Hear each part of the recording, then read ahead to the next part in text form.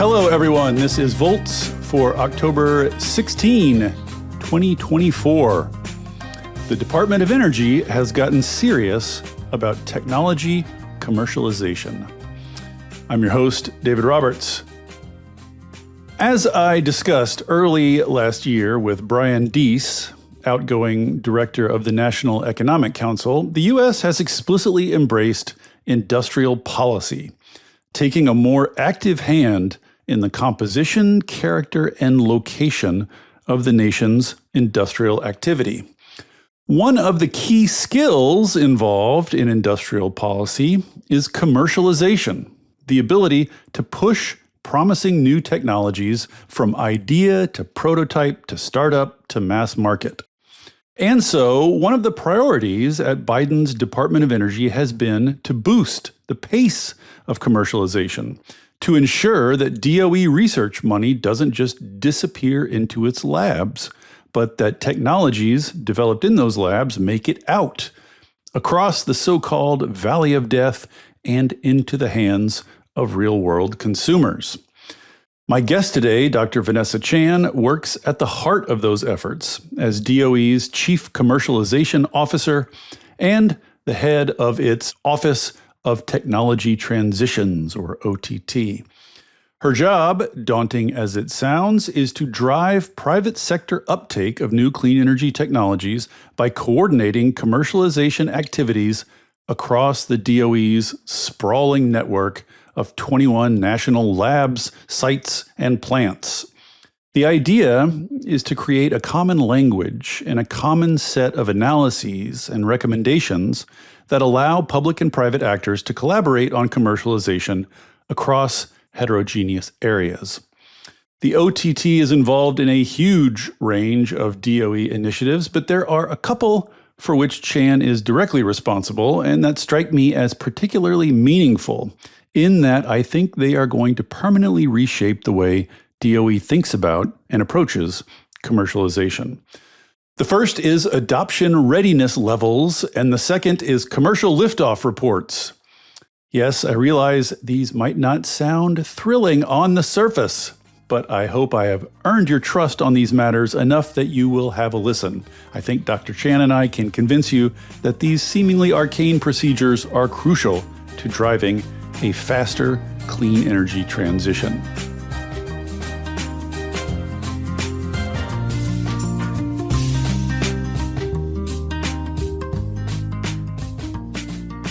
With no further ado, Dr. Vanessa Chan, welcome to Volts. Thank you so much for coming. I'm so excited to be here. Thanks for having me. Before we get into the details, the specifics, let's back up a little bit and just talk. You have been, in your career, involved in consulting with clean energy startups at McKinsey. You've been involved in entrepreneurship in startups. You've been involved in academia as a professor at the Philadelphia School of, School of Engineering? University of Pennsylvania Engineering School. Got it. So you've been in academia. You've seen this area from all these different angles. So I'm curious, who came to you to recruit you, and what did they say they wanted from you? Well, great question. And you've known me for half a second, but anyone who knows me knows that I'm someone who's pretty impatient, wants to get things done, and really looks to have an impact. And so working in federal government was never on my vision board. So when I was approached, I was like, really, are you guys sure that I'm the person you want? Because I'm not sure this is what would make sense. But basically what happened was I have spent my entire 20-something years commercializing technologies. And where this started from was I have a PhD from MIT, where I had what many consider successful PhD, which is I had a first author paper in Science, I had a patent, and so forth. But one thing that was really bugging me was I spent 5 years getting this PhD, and I wasn't sure how it was actually going to change the world. I was not convinced that I was going to be able to have the right kind of impact as a professor, but as being groomed to be a professor, and that was all I really knew. And so what happened was a friend of mine actually asked me to go with her to a McKinsey & Company presentation because she didn't want to go on her own. And I told her I wasn't interested. I was going to become a professor. And she was like, they have free cocktail shrimp. And I was like, oh, that's great. That's how they get you. Exactly. I'm making $18,000 a year. I can tell you where you can get back then a $7 burrito where it's just big enough for lunch and dinner. So cocktail shrimp was not on my menu. So I went and actually found an incredibly intelligent, thoughtful group of people who convinced me to apply for a job. And so fast forward, I got a job offer and I was thinking, well, it'd be great to understand how the real world actually uses technology. So maybe when I become a research professor, I'll be able to do research which has more direct impact in the real world. And so I was like, let me do this for 2 years. So the problem was my very first study was for a client who was trying to commercialize a gas sensor technology, and they weren't able to make money off of it. And I got deep into the issues with technology commercialization on my very first study. So when my thesis advisor came to me a year or so later, say, hey, there's a couple of open faculty positions, I was like, oh, I'm sorry, Ned. I think I'm staying here because I found my calling, which is how do I actually get technologies out of the research labs and into the market? And so I did that for about 13 years. When you are done something for that long a time, I feel like you're not really evolving and growing. I became a partner at McKinsey, co-led the innovation practice, and was the first woman elected partner in the North American chemicals practice, and was really kind of enjoying my job, but I wasn't really growing. And I think the next generation has to be very entrepreneurial. And so decided to do my own startup. I had this idea where I am someone who's a maker. I make things, I knit, I do jewelry, I do pottery. And I have all these little inventions I have around my house. And I had just watched the movie Joy. And I was like, how about if I try to bring my product invention to QVC? And so I left McKinsey, did a Kickstarter campaign, and basically wanted to learn how to innovate and teach my children how to be entrepreneurs. So they were 7 and 9 at the time, and they joined my quote-unquote board of directors and got a firsthand look at how to do this. And then fast forward 18 months later, I actually got a contract on QVC and sold my tangle-free headphones on QVC and learned a lot about branding, social media, marketing. I mean, you and I are old enough that we never had social media or even computer emails, right, when we were growing up. So I wanted to learn that. And then at the time, I also, decided to do some angel investing. And then Penn Engineering came calling and said, hey, we are looking to really innovate. And we actually have a class which needs a third section, and it's engineering entrepreneurship. You're a Penn alum, you led innovation from McKinsey, you're now an entrepreneur, would you consider coming and teaching as a professor of practice? And I was like, it'd be kind of neat to go back to the next generation and really try to shape where they're going. And then I had a big light bulb moment, which was, we actually don't teach commercialization at all in academia. In fact, if anything, we're anti-commercialization. And let me tell you why. When I was getting my PhD, I was told, don't talk to anyone about your research because the name of the game is to publish or perish. And so if you talk to people about your research, you might get scooped and they're going to publish before you. And then you end up joining a research group where everyone's working on the same technology. In my case, it was block copolymers. So every single PhD coming out of Ned's group had a thesis on block copolymers. So you're very much technology push. And then when you are getting your PhD, the very last thing you do is you defend your PhD. So you're telling everyone why you're the smartest person in that room and why you need to defend what you've done. So translate that to entrepreneurs and people trying to commercialize, which is don't talk to anyone about what you're doing. When they ask you questions, defend what you're doing. And it's just the antithesis of commercialization. And when we're in academia, we teach people all the hard science. Don't get me wrong, hard science, research and development, that is the first 2 stages of commercialization, but we don't teach them what the real world issues are.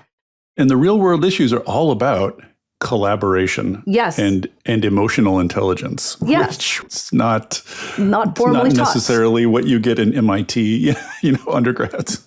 Yeah, I mean, when you're in engineering schools, right, you're doing a lot, you're working really hard, you're getting to tackle some extremely difficult scientific matters. And quite frankly, academia in general is a pretty lonely journey, right? Because it's all about getting a GPA, and you are responsible for that GPA even when you're getting your SAT score. It's a lonely journey. It's not about teamwork and collaboration. And so I think the key for me was we can really do some transformations here. And so I scrolled my way to be the undergrad chair for the Material Science and Engineering Department, the first time a non-tenured, non-research professor was made an undergrad chair. But what that allowed me to do was do curriculum reform and started pulling a lot of those real-world skills into the senior design theses for the Material Science Department, which was the second class that I was teaching. And there I taught the students to actually go and interview the real world, understand what is the technology actually going to do in terms of having impact, taught them how to communicate and so forth. And so what was interesting was during that time in about 2017, I think it was, I got a phone call from a former client who was like, look, DOE is looking to create a foundation around commercialization. So this would be a 501c3.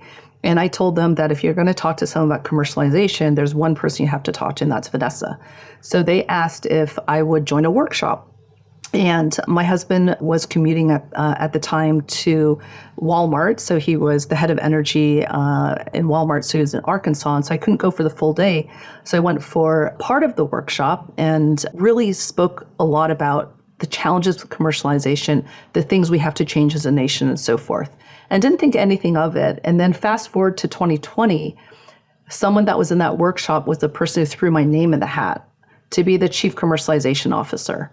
So the reason why I share that story is that sometimes opportunities are not convenient because it's easier to say no, right? If you've got a lot of things that are in balance. But that one yes that I made to go to that one workshop is why I'm sitting here in the seat today. Well, I mean, it kind of sounds like in retrospect, like your entire professional journey has been sort of, I mean, it seems very directional. Like you've spent your entire life preparing for exactly what you're doing right now. It's exactly that. It's like, I wish I was a genius and said, hey, I knew exactly why I quit McKinsey and a great salary to do kickstarting.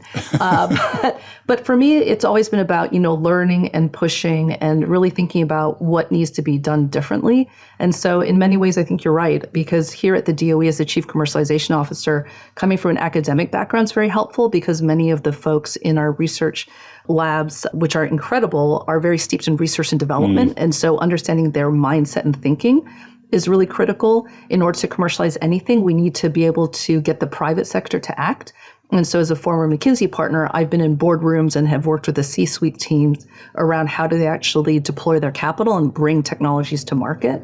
And then as a startup founder, I understand how hard it is to actually bring something to market and all the challenges. And so I'm a kid in the candy store. I love my job, and it has been so much fun. I've been here since day one of the Biden-Harris administration, and it honestly has been the best job I've ever had. Let's get into some specifics then. I want to talk about these adoption readiness levels, but I think to give people a little context, let's back up and first talk about technology readiness levels, TRLs. They have been around a long time, as I understand it. So just talk about what are TRLs and how are they currently used? And then we can sort of set up, why you felt the need to supplement them. Sure. So technology readiness levels were invented in the 1970s by NASA in order to launch rockets to the moon. And so they go from a scale from 1 to 9, where when you're at TRL 9, it means you have a product or a solution that actually works, that actually could launch a rocket to the moon. And so it was very important because when you're trying to build something that complicated, you have to make sure the technology is all working. And so it serves a very important purpose. However, when you're trying to commercialize something, getting to TRL 9 is insufficient to actually get to wide-scaled adoption and in the marketplace. As many a frustrated entrepreneur exactly can tell you. Exactly. And so what's happening is we're all anchored on, we're on TRL 3. How do we get to TRL 5? But there's so many other things like unit cost economics, regulatory issues, all that matter, because when you're building a rocket to the moon and you're NASA, you actually don't care about the cost of it, right? You don't need a permit to land on the moon. You don't need customers. You don't need customers. You don't need to worry, do I actually have a supply chain that can mint these things out? It doesn't matter. And so that's why when I came into DOE and OTT. And by the way, there's so many acronyms out there. I just want people to remember that we at OTT, we call ourselves the Otters. OTT Otters, because they're cute, friendly. They make tools to help the ecosystem. And so this is our spirit animal. So if people are like, who was that crazy lady that was on your podcast? Where was she? Just remember, oh yeah, she's head of the Otters. That's been doing all these things. Head Otter. Head Otter, exactly. And so when I first joined the Biden-Harris administration, the Department of Energy was very much an R&D organization with 17 amazing national labs doing great stuff. And the reason why it was really more of an R&D organization was many of our equities and the dollars we're getting for Congress were focused on the early stages of research and development. When Bill and IRA passed, we ended up getting $500 billion that were now going towards demonstration and deployment. Just in case anybody doesn't know, although I suspect surely everyone listening to Volts knows by now, but Bill is the Bipartisan Infrastructure Law and IRA is the Inflation Reduction Act, both of which, dumped many, many billions of dollars on DOE and on research and commercialization. Yeah, and that's one of the important things is to define commercialization because the way we define it, and I think this is a widespread definition that everyone really needs to take, is it's going from research to development to demonstration to deployment. Too often I hear people say, we do R&D and we commercialize, but if you do that, then you're decoupling the market from the early stages of commercialization, and it's really important to have that market input into R&D. So with the passage of Bill and IRA, it led to demonstration deployment, the last two stages of commercialization being very important to the DOE because of the equities that we now had to get the dollars out the door. And that is when I think the nature of being the chief commercialization officer and the head auditor really changed, because now the question is, how do we connect research development, demonstration, deployment across DOE and across the nation? Because in the end, $500 billion is a lot of money, but it's nothing compared to the $23 trillion that the private sector has. So what I was really thinking about was, how do we take the $500 billion to buy down the risk to the point where the private sector will activate their $23 trillion to actually bring these to market? So part of doing this is developing a coherent way. So technology readiness levels, as we said, will tell you basically whether the technology works, which is not nothing, but as you say, only a small part of the sort of commercialization journey, spectrum, whatever, what have you.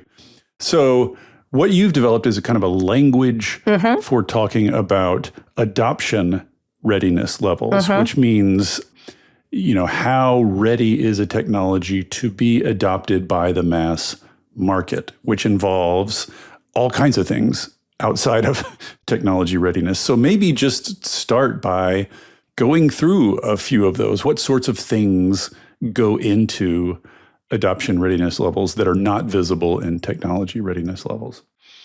There are 17, so you don't have to go through all of them. But No, I won't. And it makes it sound like, oh my gosh, here's an MIT PhD putting together 17 dimensions, really complicated. It's actually pretty straightforward. And for those of you who are interested, you actually go to OTT's website and find the adoption readiness level framework.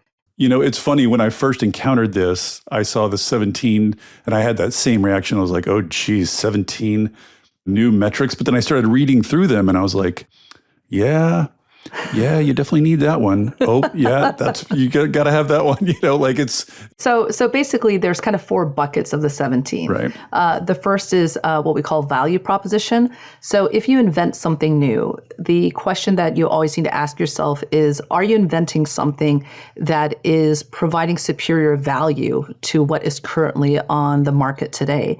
And not only that, you can provide something of superior value, but is at the right price point or cost where someone is actually willing to pay for it. And quite frankly, that is one of the biggest challenges that we find with commercializing new technologies, is oftentimes the cost is prohibitive for it to actually get to deployment. The second group of risks that we think about is around resource maturity. And what that means is, if you're going to be trying to commercialize something, you end up needing capital invested into the work. And so is there money that is willing to flow into the solution that you're working on? Do you have a workforce that actually is ready to go do this? Do you have any issues with the materials that you need going into it? Sometimes there might be some challenges with availability of materials. And the next kind of category that we have is around license to operate. great. So it may be that, you have something that people are really excited about, but are there any challenges with regulatory or societal acceptance or non-economic risks attended? This one's coming up so often these days, technologies that check almost all your other buckets, but get here and it's like permitting, environmental review, community pushback, all these kind of things are where they're running aground. Yep. And then the final one is market acceptance, which is, you could have many things which are, work in the value propositions there. But if competitors and others are not willing to work with you, or you aren't able to get people to take demand offtake. So for example, in the case of electricity, you need some of the large players to actually buy the electricity. If they're not willing to do that, then you actually are not able to commercialize your technologies. And so these 4 categories are what embody the 17 dimensions. And the reason why this is so important is, as I mentioned earlier, we don't teach this in school. Right. Right. We don't teach these kinds of things that we have to worry about. And so what's been really interesting as we've been rolling this out, especially for founders who come from a technical and a PhD background, this almost becomes an interview guide of telling them what they don't know. Yeah. I was going to say, students don't know this, but Nope. Lots of entrepreneurs don't know this. Lots of literal business owners who are out there trying to sell things don't know about it. I mean, it is sort of like the first time I've seen all these kind of risk factors gathered in one place, and it's like they all kind of seem obvious when you look at them, but it's a lot. No, and it's never been organized. And I think that's why this has really taken off with there's venture capital firms right now that are using this, and they're forcing all the people coming in to get money to actually fill this out so they can assess where they are against ARLs. Because these are the kinds of things the private sector has to address. These risks have to be overcome to get to full scale deployment. And so this really is a language that we've created here. Yeah. Well, I'm curious, is the idea here to sort of add all this up and come up with a single adoption readiness level number that you can sort of compare across technologies, or is that too simple? Yeah, I think this is where, I'm someone who truly believes in growth mindset, and it's something where the journey is more important than the final number. And so in the end, what we did was we said, look, assess yourself on the 17 dimensions. And in fact, there may be some you're not sure because you didn't even know they were important. So figure that out by doing interviews. And then what you do is you count the number of dimensions which have either high or medium risk. Mm-hmm. And then we have a table that you look up to then convert that into an ARL, an adoption readiness level. And the reason why we did it this way is when you go try to raise money, you can talk about 2 or 3 things that are kind of large risks, and investors will be able to wrap their head around it. But as soon as you start talking about, we have some issues with the cost, we have issues with permitting, we have issues where there's challenges with the material supply. Oh yeah, by the way, there's no workforce. The adoption readiness level plummets pretty quickly. And so I think that's really the reason why is we are trying to get people on the same page of the things that have to be addressed. And sometimes, and oftentimes, it's not one single entity that can address this. They actually need to work together to tackle some of these risks. And so that's why this is really more of a qualitative tool versus a quantitative tool. Who does these assessments? I mean, can just anybody do them? I mean, are they sort of loosey-goosey enough that I could just jump in and sort of do it? Or is there some official procedure?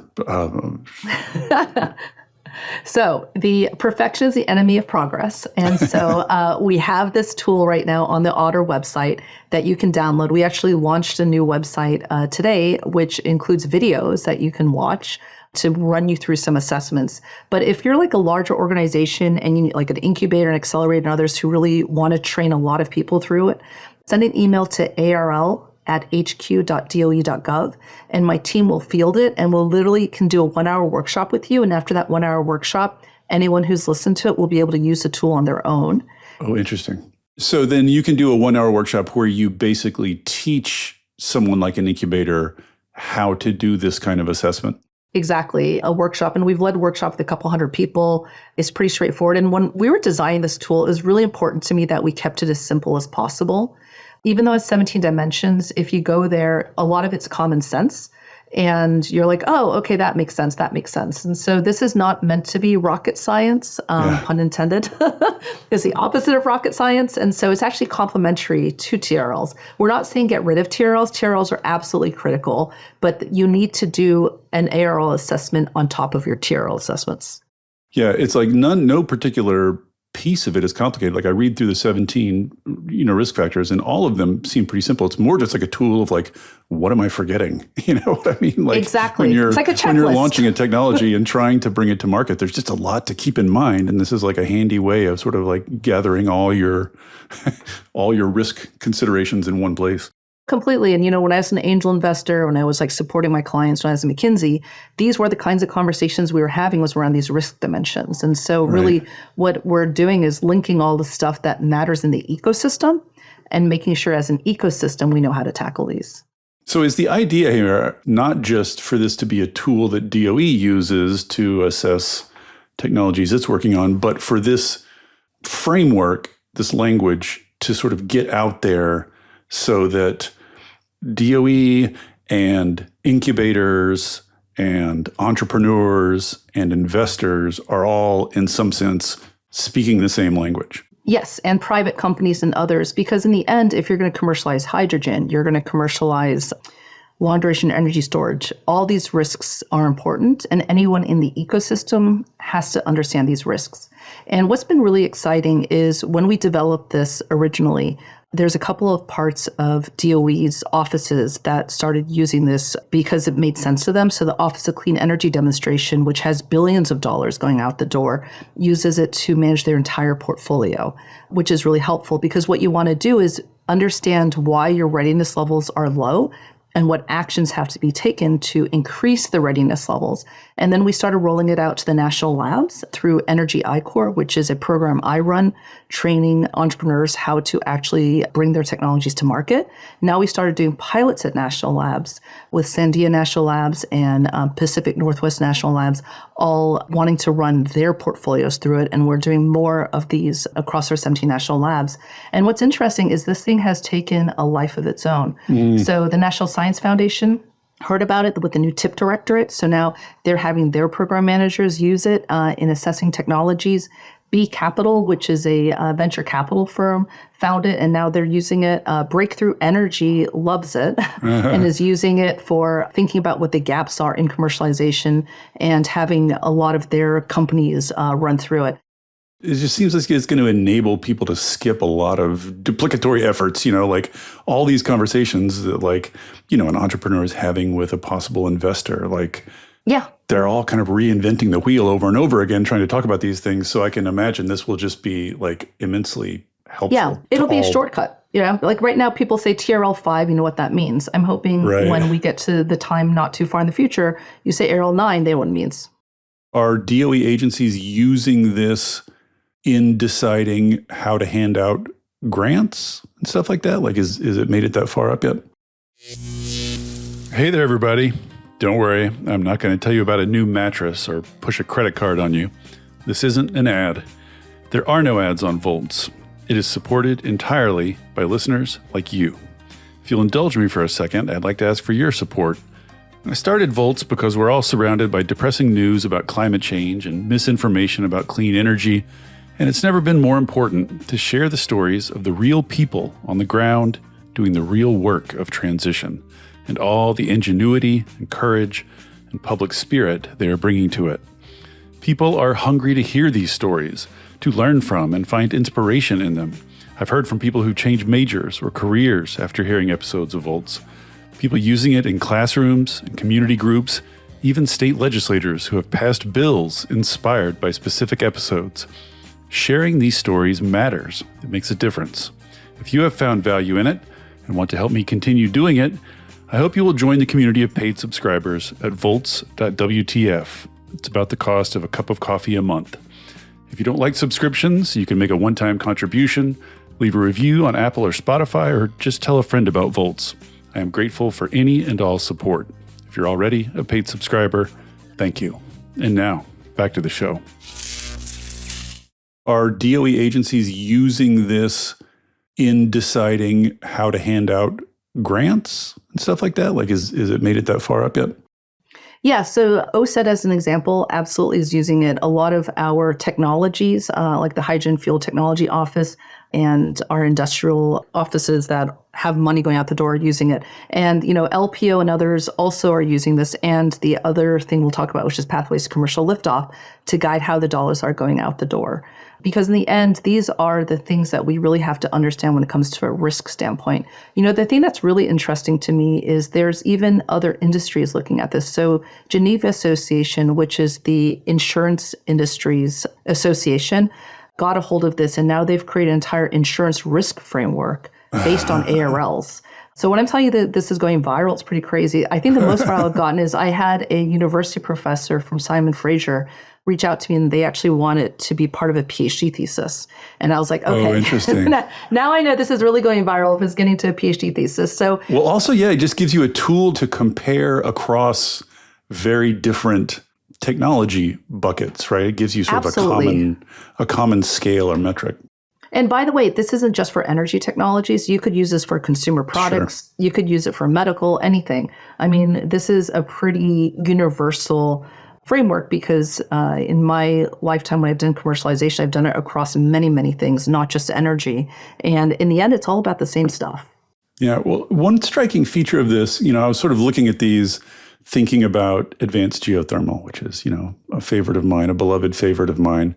Just thinking about if I'm looking at this from the standpoint of an enhanced geothermal company, I'm like, I can do that, and I can do that, and I can do that. But some of these are just outside of my power, right? I mean, some of these, like the policy environment is like, I have limited control over the regulatory environment, permitting and siting. There's some things I could do, but like what you find out when you run through this is that for a lot of technologies, a big piece of commercialization is going to have to come from someone else, right? Like someone else is going to have to help, like the government is going to have to step in to do this thing. So it not only sort of tells entrepreneurs where they need to focus their efforts, it also seems to me to sort of flag where you need better public policy, better action from the government. Completely. And, the thing I would say to folks who are doing this and saying, oh, I don't have control over that. Well, you actually do, because what you can do is you band with other people that are in the same, situation as you. And you guys go approach people and say, we need to fix this because all of us are stuck right now. Yeah, right. Because we can't get this to work. And so one of the other things that we've done here at OTT is we've created some consortia that are being led by our national labs to tackle some of these challenges that are existing. So we have one for hydrogen called ChiTech, and we have another one for long duration energy storage, where through our pathways to commercial liftoff, which we'll talk about in a little bit, a lot of the same thinking is in the pathways to commercial liftoff, where we identified the critical risk factors. And then now we actually have consortia that are trying to figure out how do we address the risk factors that are preventing all these technologies from reaching the marketplace. Let's talk about these commercial liftoff reports. I'm in this world and pay attention. So, I think it's probably no surprise that I've heard about these, but I have been really impressed with the reach of these things. Like in some sense, they've gone viral too, which says to me that like there was a need here that was not being met. So talk about just sort of like the origin. Sure. And the inspiration for these commercial liftoff reports. Yeah. And so when Bill and IRA were passed, it was clear to me that the private sector really needs to play an outsized role in bringing technologies to market. And for this administration, the way we think about the energy transition is that it is private sector led, but government enabled. And how do we actually do that if we are all not coordinated? And there was twice that I've been really excited about what we've done as a nation to get us where we need to get to.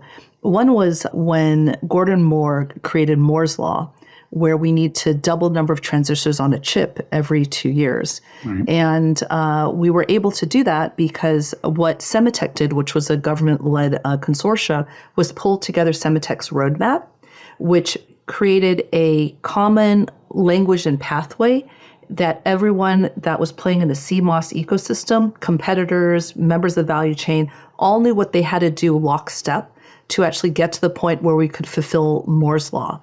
And that coordination we've done in the past. I was like, we need something similar. The second time was with the Manhattan Project, when we did something like, in a very fast amount of time that we didn't think we would be able to do by coordinating as a nation to get there. So my inspiration was, how do we take Sematech, add it to the Manhattan Project, and aim it to clean energy? Was really the thinking. And having spent a lot of time with the private sector, understanding capital deployment and the kinds of analysis that is done in the boardroom and others for decision making, I was like, we need to infuse that private sector thinking into DOE. And now we have all this money through Bill and IRA that needs to be deployed in a way where we're buying down risk to the point where the private sector is willing to step in.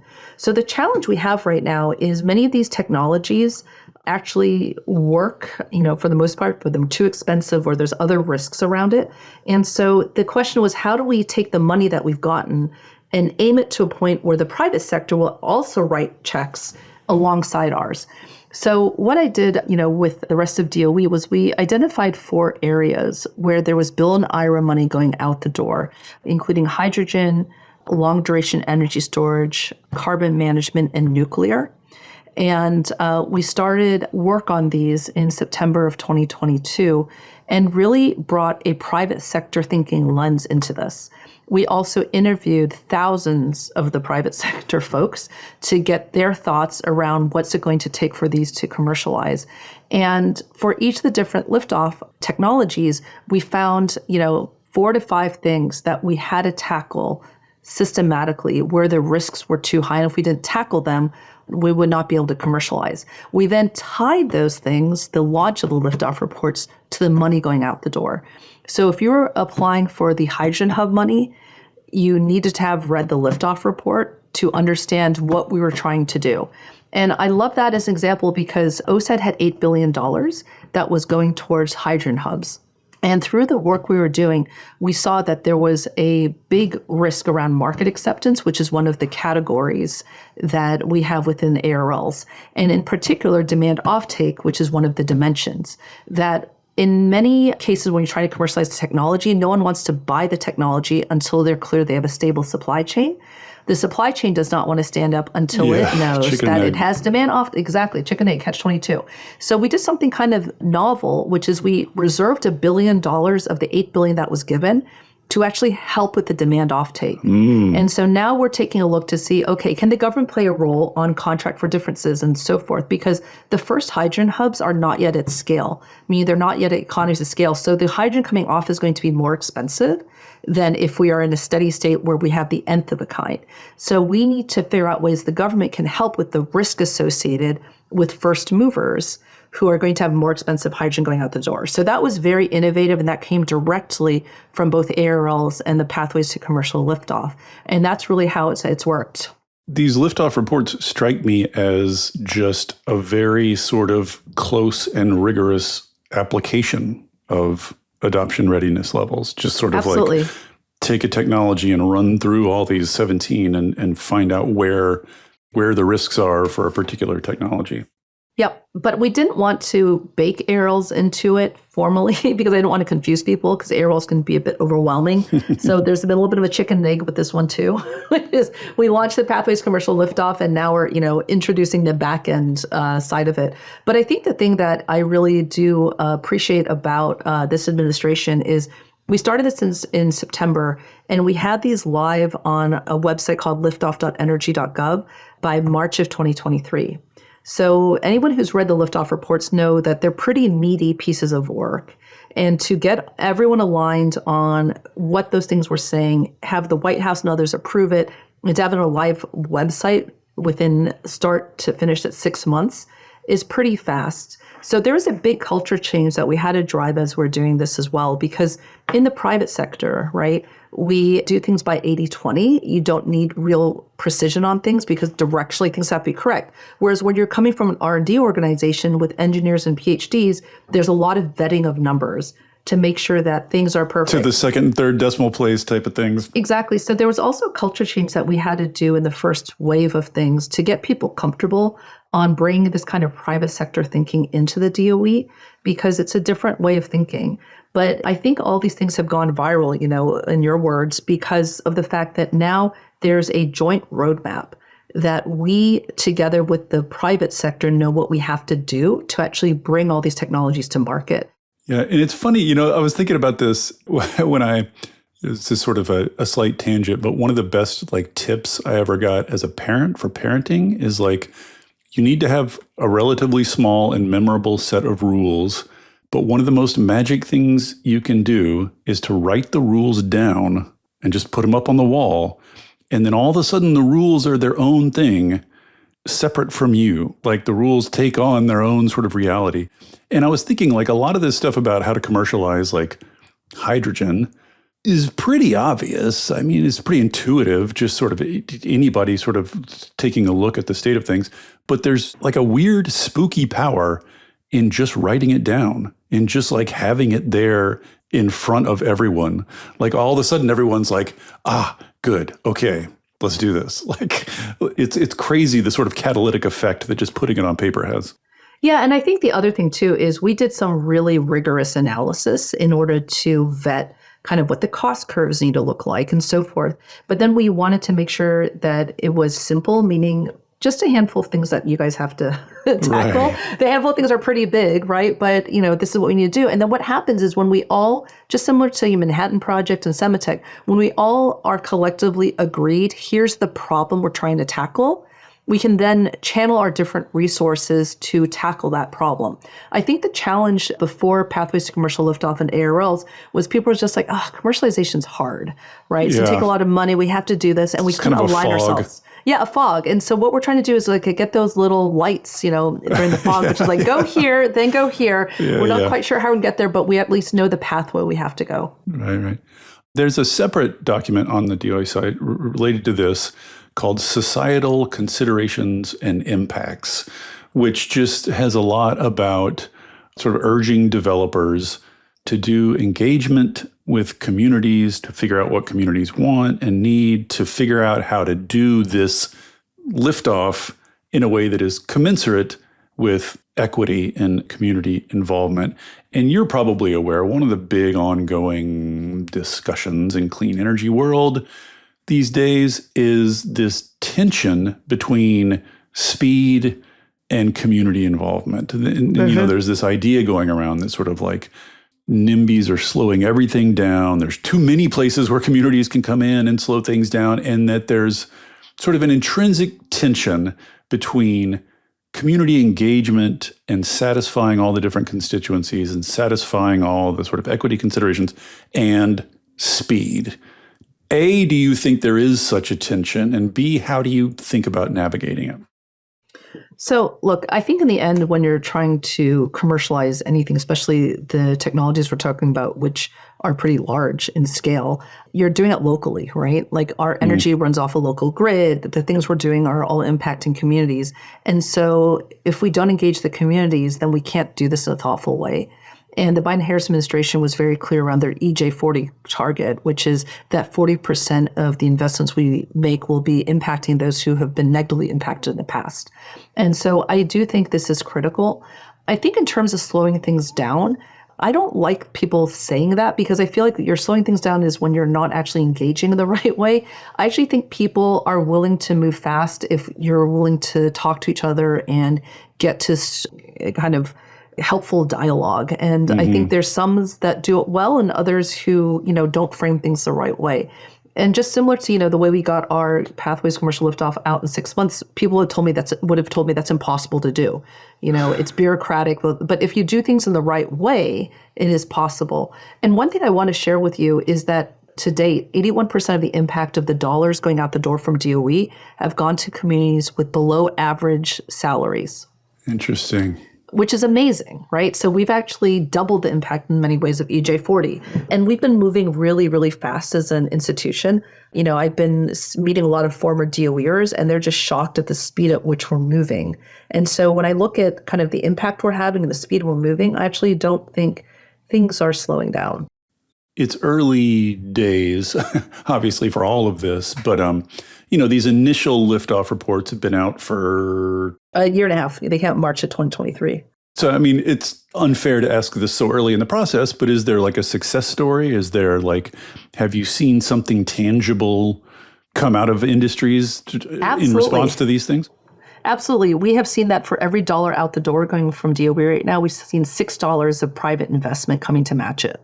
This was true in the hydrogen hubs where it's like $7 billion went out the door, $42 billion came out for hydrogen from the private sector. So it's doing exactly what we wanted it to be doing. We also are seeing movement in the private sector of understanding the things that they need to do. And so I think we're moving faster because we're more coordinated. And because we wrote these jointly with the private sector, that's why they've gone viral, is that this is really organizing thoughts in a way that it's actually pretty straightforward, right? Like it's not that hard. And so we are seeing the impact because I'm seeing the private sector move, which is really exciting. Is like the opposite of a bureaucracy coming along and imposing, sort of hassles on you. This is like bureaucracy coming along and organizing your efforts, which is what you'd like to see. Which is what Semitech and Manhattan Project did, and that's what we're doing here, at DOE, is unless we organize all of us, we're never going to make it. Right. So you started with these 4. I think there are 8 out.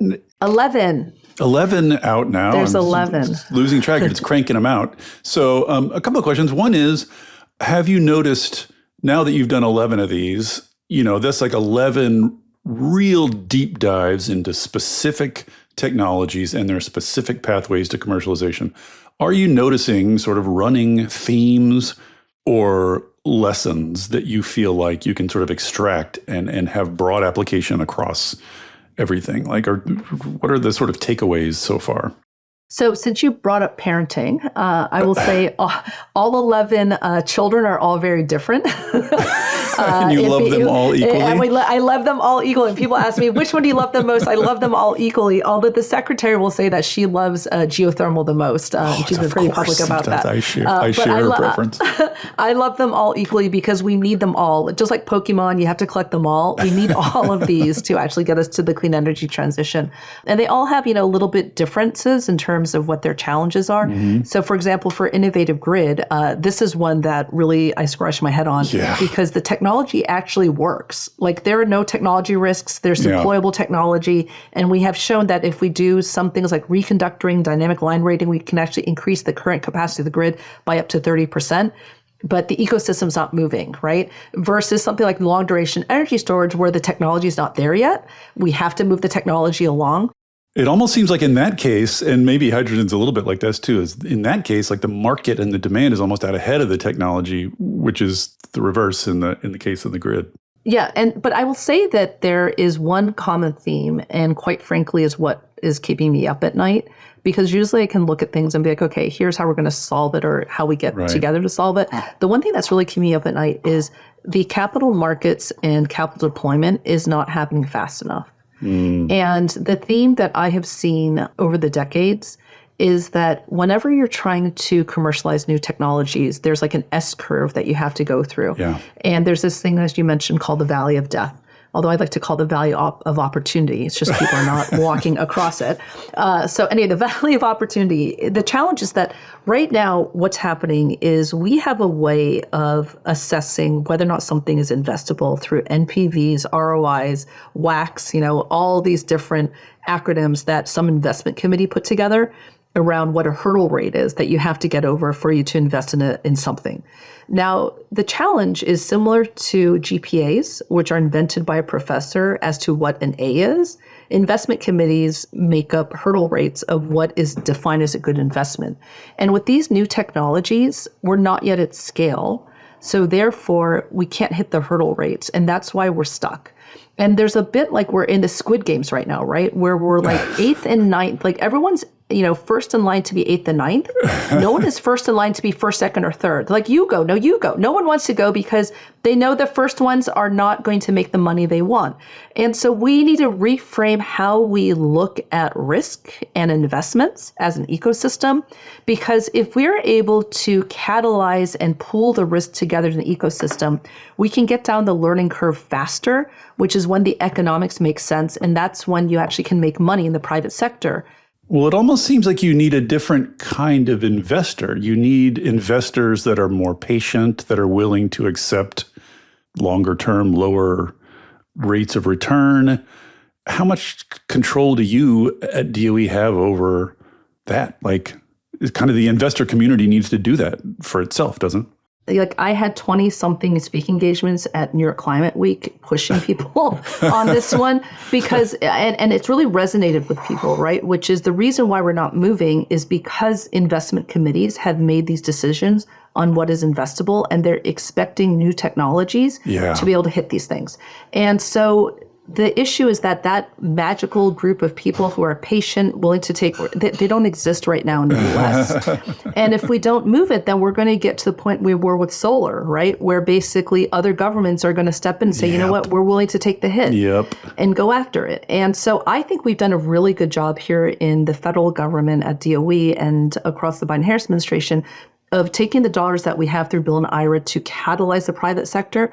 But the private sector also has to come now and think about how do we invest in the first 10 of a kind together? Right. So we are all jointly taking the risk. How do we move beyond quarterly earnings? I think one of the challenges with private sector companies is the tenure of a CEO is usually 3 to 5 years. And they are being asked to make capital investment decisions that are going to benefit a CEO 2 or 3 down the line. And humans don't work that way, right? And then they also have the quarterly pressures. And so I think there's a need to look at how do we think differently about new technologies where we have to hit scale, because the way in which we right now are grading them is unfair. It's almost like you have like some third graders who are being told to do AP. Yeah, they're not there yet. They're absolutely not there yet. Shouldn't this be the role of like something like Breakthrough, where it's basically like, you know, it's like Bill Gates doesn't need quarterly returns on his breakthrough investments. You know, couldn't they do this? But look at the scale of this. I mean, this is beyond Breakthrough. This is beyond the federal. I mean, this is the entire ecosystem. We're talking about a dozen different things that have to happen. Yeah. And so this is where I think we have to rethink some of this in order to really do it transformatively. And what I tell people is if we can innovate here at the DOE, and we really have, I mean, getting this kind of stuff out the door as quick as we have, bringing private sector thinking in, all this stuff. If we can innovate in the DOE, I know the private sector can innovate. Like I never thought we could innovate in federal agencies, but I'm still here after 3.5 years because we've been moving so fast and innovating so fast. And I know others can do it if they just have the risk appetite for it. And that's where I get excited about folks like Geneva Association, Breakthrough, and others, because they see the need for this. And the question is, can other people stand up and do something similar? And to give you an example right now, the third thing that I'm really excited about is the Foundation for Energy Security and Innovation, FESI. Have you heard about this? Mm-mm. So in the CHIPS and Science Act, it was put into law that we needed to create a 501c3 foundation for DOE. So this is a 13th federal foundation. For example, NIH has CDC, In-Q-Tel is CIA's foundation. And so this foundation is there to support the mission of the DOE and in particular commercialized technologies, which is why I was tasked to help stand up the DOE, the FESI, and stand up the board. So we appointed the board in May of this year, and they are going to be able to do a lot of things that federal agencies can't do, including bringing philanthropic capital in and so forth. So I'm pretty excited about this as being an additional tool in the toolkit to drive commercialization. One other thing I wanted to return to before we move on from this, just because it's a hobby horse of mine, you mentioned the grid, the advanced grid liftoff report, and how you're beating your head against the wall a little bit there. And part of it, what occurs to me is like anything that has to run through electric utilities does not seem commensurate with speed and scale to me. Is that a big worry? Like, are you running into that over and over again, or do you think that's just sort of confined to the grid space? I mean, I think human nature is one where we like to do what we're comfortable with.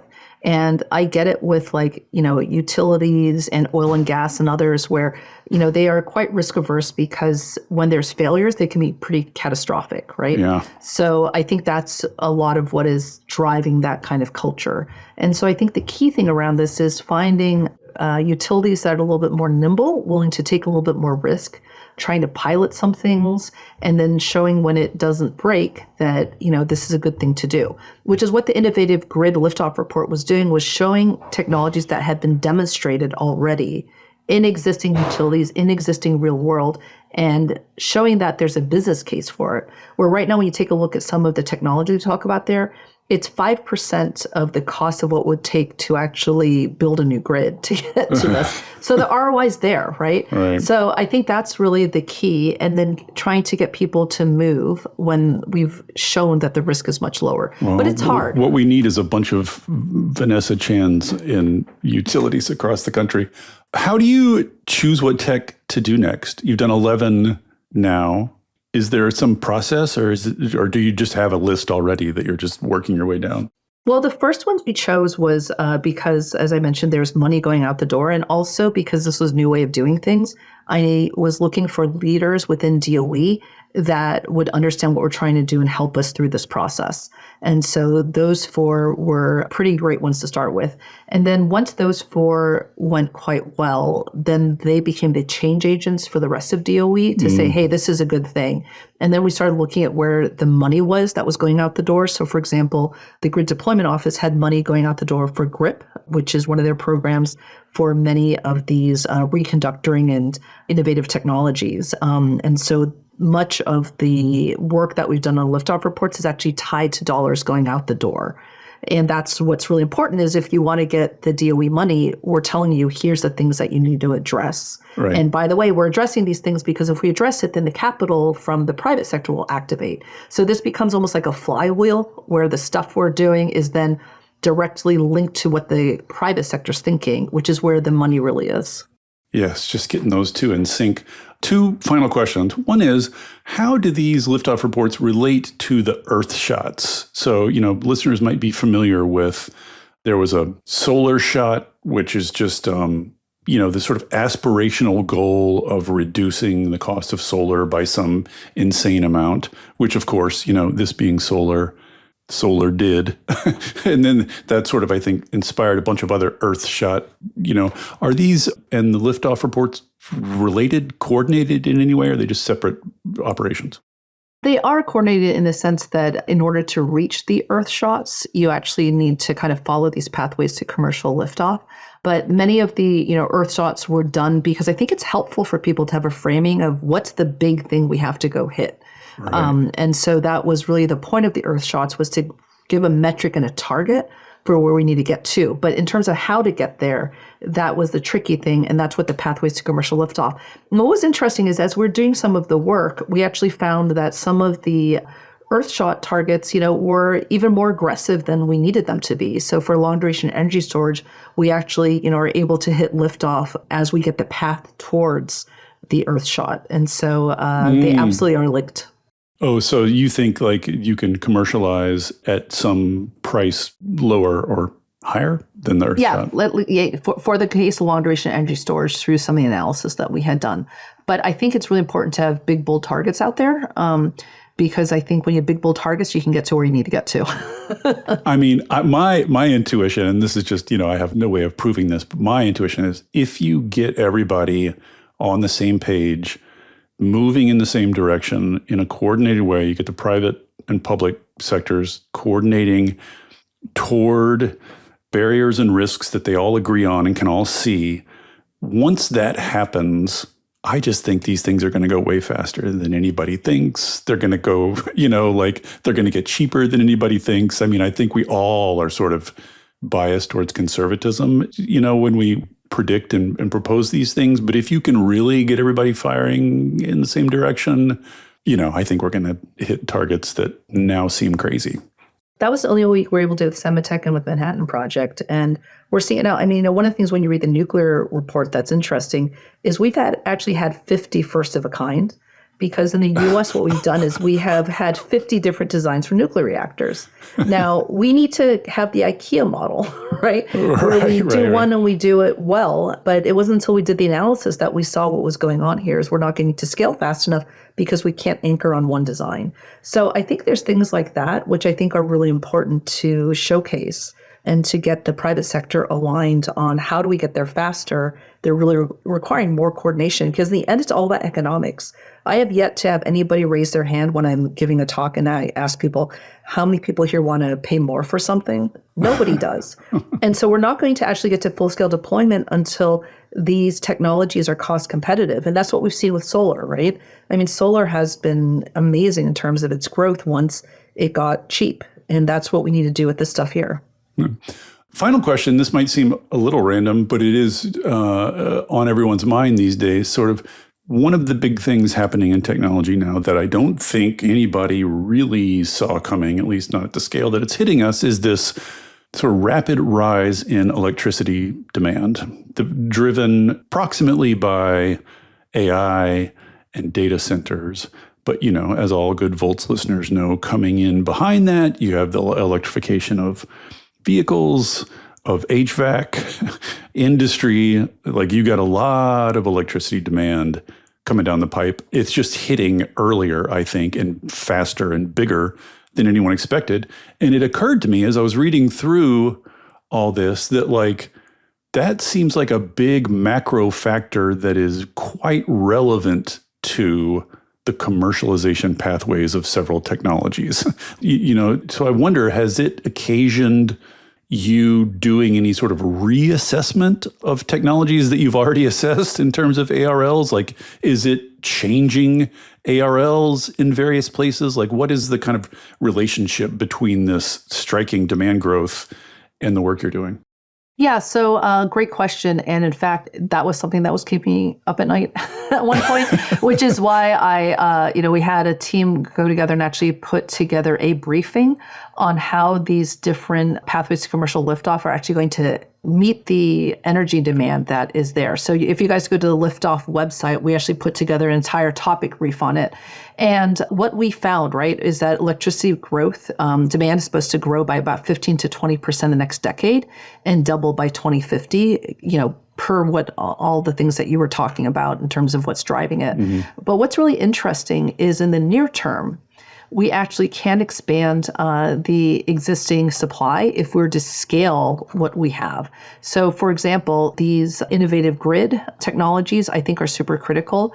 Virtual power plants is another one, which we have a liftoff report on, where, for those who aren't familiar with it, the idea is you have bidirectional batteries, which you can, charge when demand is low on the grid, and then you can off charge to the grid when demand is high. So that's where you get to a virtual power plant.